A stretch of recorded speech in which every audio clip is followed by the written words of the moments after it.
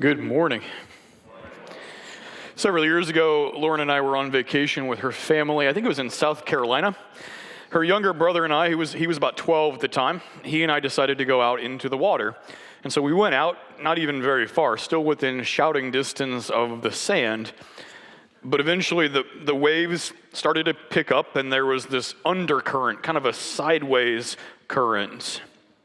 So we decided we better get out of the water and started to make our way back to the shore. But the waves were pushing against us and this current was pulling us. And so by the time we got back on land, we were about 200 yards from where our towels, our chairs were, 200 yards from where we had gone in. I didn't mean to do that, right? I actually had in mind that point, and I was trying to walk in a straight line. I just drifted. Sometimes when I'm preparing for something specific, a certain Bible passage will stick in my head, and I don't always know why. Maybe you have that experience too, or maybe you're new to all this and you don't know too many Bible passages yet, and that's okay. But I'm sure you have similar experiences where a quote, a poem, some other meaningful piece of writing enters into your brain, even if you don't know why. As I was thinking about writing this sermon for this day of thinking about and considering our financial commitments to the ministry of Trinity here, it was verse 19 from our reading, Isaiah 43:19, that stuck in my head. Behold, I am doing a new thing. And I thought I knew why. But as I got into it, I don't think it was actually those words that I needed to see. Or at least I needed to see them in context, that is, in the whole story. Because I drift a lot. That thing that later Paul will say in Romans 7, it's true of me, where he says, the things that I want to do, I don't do those, and the ones that I don't want to do, those are the ones I end up doing. When I resolve inside myself that I'm going to do a thing, there's something else at war pulling me in the other direction. That's Romans 7, and it's one of my favorite passages to reference, favorite parts of the Bible to reference, especially with people who are struggling to live up to their own ideals. I love it because it's so human. I want to, but I don't. That war, that tug, that pull is so human. And it's true for me, whether it's in my marriage, the things I want to do, or the kind of dad I want to be, that daily devotion that I've picked up and dropped hundreds of times now, even simple things like getting out of bed when I say I'm going to. I'm a drifter. And here's the amazing thing. Those beautiful words that I was so stuck on, I'm doing a new thing, those words were written to drifters. The book of Isaiah is often thought of as having three parts, or three books within the book. And chapter 43 sits in book number 2. By the way, there are scholars out there who will tell you that it's actually 3 books written by 3 different people. They do that as a way of explaining away the idea of prophecy, to say Isaiah didn't see ahead, just somebody else wrote down later what had already happened. It's a convenient way of saying how that stuff got there without prophecy, right? But there's no particular reason that it has to be that way. The New Testament writers universally cite one author. For example, John cites all 3 parts of Isaiah, and he calls it one author. He attributes it to one person in his gospel. And even non-Christian, non-biblical sources agree with this. Josephus, who was a Roman historian who chronicled the rise of Christianity, wrote about the writing that Isaiah left behind, the one singular writing, unified writing, that one person left behind. So all along, from very early on, the understanding of the church and everybody even beyond the church has always been that this is one unified book written by one person. And I'm telling you that to strengthen your confidence in prophecy. Your confidence in the idea that God does in fact speak to his people through means like prophets. So back to Isaiah. The middle section of this book where chapter 43 sits is known as the book of consolation. Why do they need a book of consolation? Well, because the first part could be considered the book of judgment. That's what it has been up to this point. These are people who have repeatedly gone against God's plan, run after other things, associated with people who are no good for them, people who have scoffed at his rules and boasted of their own success, their own brilliance, their own self-sufficiency. They have lived as if they do not need God. They've acted as if they don't need him. Sometimes they've even gone so far as to say they don't need him. I wonder if you see a little bit of yourself in there. I certainly do. They're drifters. And after calling them to account for that, God does an interesting thing. He puts himself on trial. After calling them to account for their wrongdoing, for the ways they've gone wrong, God puts himself on trial. That's where chapter 43, our reading for this morning, picks up. It's a legal scene that he's setting up. He promises to bring all of his people from all directions, and he says that because he just got done telling them they're going to be scattered, which is exactly what happened to about 80% of Israel in the year 785 BC. He says he's going to bring all the people back together and all of their supposed gods, and he's going to make a defense. Bring all the other supposed gods, everything you trust in and take refuge in. It's as if God came to you and said, stand me up against your pride and your bank account, against the social standing that you're chasing after, and whatever else your pleasure seeking is. Put me up against it. Stand me up against all the things that you trust in, everything that you put ahead of me and you're leaning on, and let's see which one wins out. That's the trial that God is setting up. And just to intensify the point, he calls blind witnesses. Just a chapter before, in chapter 42, God had accused his people or asserted that they must be blind and they must be deaf because the right way, the best way, his way has been right in front of them all along, and they've been ignoring it. So he says, you must be blind and deaf, you people of Israel. And then he says, you're going to be my witnesses. That's verse 8 in our reading. Let the ones who are blind and deaf, let them be the witnesses. Over against these supposed gods, you're going to witness to my power and my goodness. And you might be thinking right now, a blind, deaf person doesn't make a very good witness, right? And that's intentional. God intentionally calls these blind, deaf people as witnesses. It's his way of saying he alone is going to demonstrate his power, or another way of saying this, nothing they will do will be the thing that demonstrates it. He will demonstrate his power through them, not as pawns in some sort of game he's playing, but apart from their need to do anything, which they've proven they can't anyway. His evidence is not going to be these drifting back and forth people. And friends, I think there's a lot of comfort in that. I think there's a lot of reassurance in that if you're a drifter like me. The evidence of God's goodness and his power is not his people. God's goodness, his power are not measured by whether you and I can manage to string together a few good days. He is more than the paltry sum of our successes. And that's great news for us. The evidence of God's love for people just like this, drifters like you and me, and of his overwhelming power to act for our good is in what he does and what he's always done. That evidence, that story is what's threaded through all of this chapter 43 of Isaiah. Starting with these words, I am the one who created and formed you. God's overflowing love and his great power are on display in all of creation, and specifically for you in the fact that he made you by hand. Then there's that line that says, fear not when you walk through the waters. Don't be afraid when you walk through the waters, for I am with you. And some take that as a baptism reference. It's probably true. Some take it to be a reference to the Red Sea crossing that saved the ancestors of these very people from the Egyptians. And that's probably true as well. Probably also true that it's a forward-looking reference to the crossing of the Jordan River into the promised land that God has promised to give them. There's a lot going on in that one line, and all of it points to what God did and what he does and what he will continue to do. And we see in there also some Redeemer language in there. All of it points to what God will do and has done and will be doing. And all of that, God says, is for his own sake.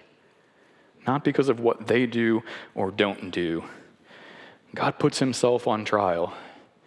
And as evidence of his goodness, of his power, he points to the work he has already done. His evidence is not his people. The evidence of his goodness and power is reflected in his people. It's not like I've been thinking lately about the Santa's sleigh in the movie Elf. Do you know this? The sleigh only moves if what? If enough people believe in him. That's not what's going on here. God's goodness, God's power are not evidenced by his people. They are reflected in his people. And that's good news for you and me. He is faithful to his promises even when his people are not. That's the testimony that he wants to get out by pointing to the way he has always been, the way he's always behaved. His work testifies to it. I want you to hear that this morning. God is the same as he's always been, doing all the things that he said he would do, faithful to his promises. That's what I want you to hear. If you came here this morning and you made a mess of the days since you were last here, if you were a drifter like me during those days, not doing what you wanted to do and doing all sorts of things that you told yourself you wouldn't, if you did not live up even to your own ideals, I want you to hear that God is faithful even when we are not. When you, like me, start to recognize that you've drifted in so many ways, away from the things that God has in mind for you, the things he wants for you, and the ways that he wants you to be. And when you realize not only that, but you've drifted even from the ways that you want to be, and you start to feel like maybe you're in line for a book full of judgment, you can rest in the truth that God's goodness toward you, the love that drove him to create you, to rescue you, isn't built upon or contingent on what you were able to string together. In those days or weeks when you haven't been able to do much of anything that would lead to goodness or love, your track record would not suggest that. You can look to the way God has always been, the thing that he's always done, and rest secure knowing that the clearest picture it demonstrates is true for you too. The clear, consistent picture of love and power that's demonstrated there is yours. If you've gone away from him, maybe for longer than a week, or you know someone who has, it's true for them too. God is faithful. His promises for you remain true, remain yours. His work testifies to it. And that might feel simplistic for you, but I needed to hear it this week. Maybe you did too. God is faithful. He's here in exactly the same way as he has been. Everything that has been true of him testifies to his goodness toward you and his power for you. And that's true even when you don't live up to anything that would look like any sort of testimony to that, because it's not about you or what you can manage. God demonstrates that. He demonstrates it very powerfully in the next thing that he says. Those words that I was so drawn to in the first place, behold, I am doing a new thing. On top of his faithful and persistent work for people like you and me who are drifting all the time, God says he's doing a new thing. Not a different kind of thing. Not a change of the rules or an adjustment to the system. Catch this because it's really important. It doesn't mean a switch or a do-over. A pivot away from someone like you who's constantly drifting. That's what I would do, right? If I was in that situation of these people who are drifting or going all over the place and I said I'm going to do a new thing, that's what I would do. I'd start fresh with somebody different. That's not what God says he's going to do. The easy thing, the convenient, maybe the logical thing to do would be start over fresh, but that's not what he says. That's not what this means.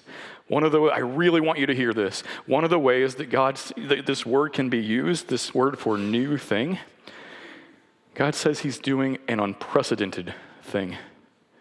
I'm doing an unprecedented thing. And what is that unprecedented thing that he's going to do? He's sticking with you. He's sticking with you.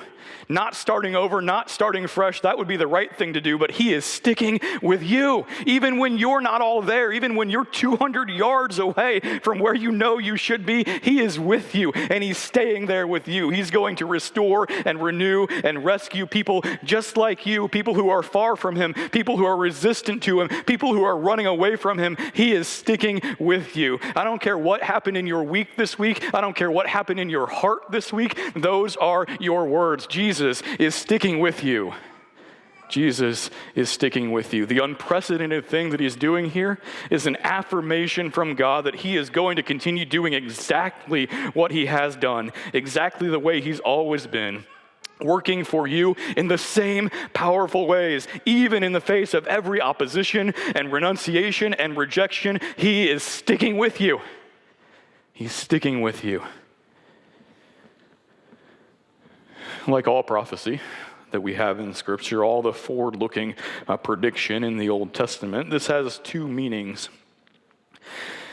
These words, I'm doing a new thing, they mean two things like all prophecy does. It refers to the literal fulfillment, the moment in time about 100 years in the future when the people of Israel will be permitted by a foreign king to return to their land.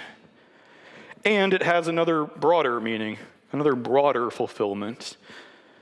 The promise to do an unprecedented thing, to be at work in powerful ways among and for people who are constantly running from him, refers to the work of Jesus. Its ultimate fulfillment is in the work of Jesus. That's no secret, right? In Jesus, God takes sticking with you even farther. He takes it even to another level. He shows up and he walks beside you. That's what it means when God sticks with you. He shows up and he walks beside you.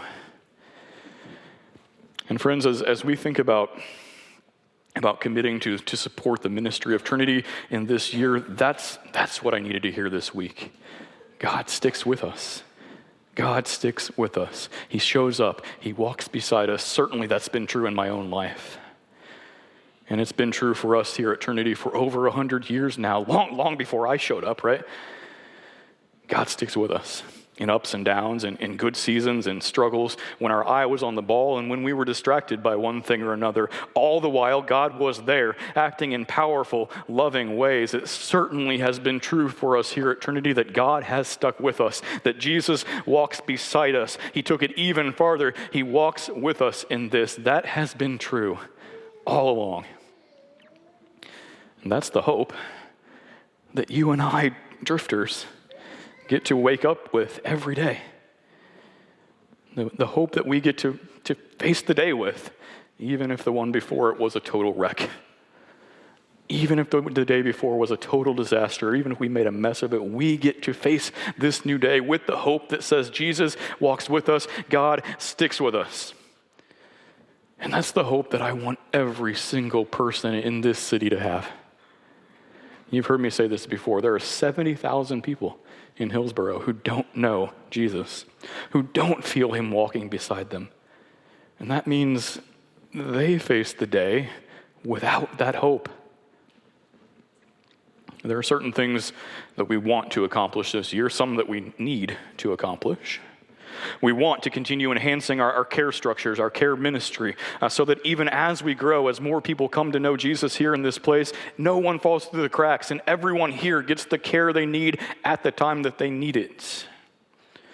We need to take serious steps to make sure that our beautiful facility continues to be an asset, continues to be an outpost for kingdom ministry rather than a drag against it. And we have the opportunity to launch a few new ministries, to continue pursuing a comfort dog, to bring the love and care of Jesus to the hardest spots in our community, and to launch a feeding program for those among us, our neighbors hardest hit by economic hardship. These are things we want to do, some that we need to do, but at the root of all of it, the foundation of all of it, the most important thing that goes underneath all of those things is that our neighbors who are drifters just like us, but who are doing it without the anchor and the foundation that we have, would come to know what we know, that God is sticking with them and he walks beside them in Jesus. That's what drives all of this. I'm going to lay down a marker now for you. Something I've said here and there to some of you. I'm going to say it publicly now. During my time here at Trinity, I want to see 1,100 baptisms. If that seems like a ludicrous idea to you, good. It's a big goal on purpose. Because that will mean 1% of Hillsboro is in God's kingdom as a result of our coming alongside what Jesus is doing. There will be headwinds. There will be stumbles. There will be setbacks along the way, of course there will. But generation after generation, here in this place and beyond, God has demonstrated his amazing power, not by the small, halting contributions of people like us, but by his own constant working. So I invite you now to join in with your hands and with your talents and with your relationships and also with your finances. If you've already returned a pledge card, thank you. I trust that you did that with earnest prayer about the best gift that you could offer God. If instead you did that in a moment of drifting, if when you were doing that something pulled against you, pulled away from you, and now you think maybe you could do a little more, thank you. Do that. And if you haven't returned a card yet to let us know how you can engage financially in the work of God in this place, I would say the same. Pray earnestly about the best gift that you can offer God. Best gift means something different for each person, each household. That's all we're looking for. The best you can offer God. And whatever happens, however the numbers come back, God will be here. He will be at work in exactly the same ways that he has been before. And so as you pray about that, as you make your commitment, just remember that. God is sticking with you. He has been at work doing unprecedented things from the very beginning. And he will here and now too. He will be as he's always been. God is faithful. Amen.